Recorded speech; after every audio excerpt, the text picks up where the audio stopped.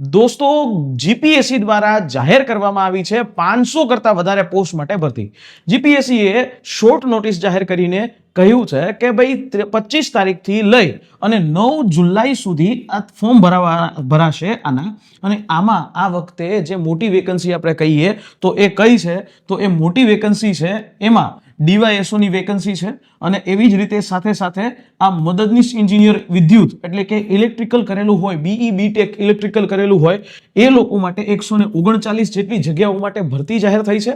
DYSO ની વાત કરીએ તો 102 જેટલી જગ્યાઓ છે અને ત્રીજી સૌથી મોટી ભરતી આના અંદર તમે જુઓ તો જુનિયર નગર નિયોજક વર્ગ 2 55 જેવી ભરતી છે એ અહીંયા જાહેર થઈ છે।